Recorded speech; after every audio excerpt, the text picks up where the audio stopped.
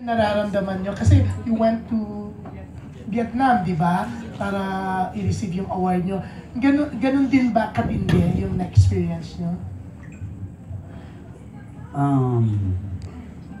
Ako po yung napakasaya sa nangyari sa aming show, sa naging resulta ng aming show. At masaya-masaya po rin ako sa mga nakasama ko sa show na to. Lahat po naging naging kaibigan ko at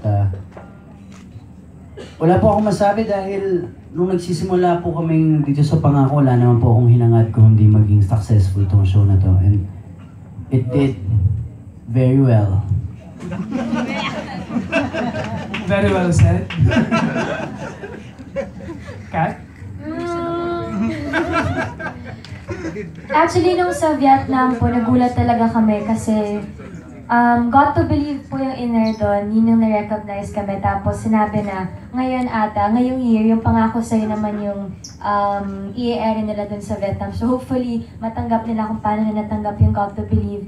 And hindi po namin in-expect yun kasi nga, aware kami na sila Miss Christine Hermosa and si Jericho Rosales, nakilala talaga sila sa halos buong mundo because of Pangako Sa'yo. So, hindi ko in-expect na ganun yung mangyayari sa amin, na kami kahit sa Asia man lang. And nagpapasalamat kami kasi parang dinadala rin namin kasi yung pangalan ng ABS na kaya natin na yung ibang show natin, yung quality, pwede rin sa ibang bansa, ganyan. So nakaka-proud talaga and kakaibang experience po yan kasi hindi namin in-expect sa airport na ganun yung mag-welcome sa amin ng mga Vietnamese. Yung sa awarding ceremony, parang di namin maintindihan sila, pero pag-akyat namin ng stage, nakaka-proud kasi dala namin yung pangalan ng ABS, yung buong station, and tinanggap nila tayo dun. Congratulations. And ngayon,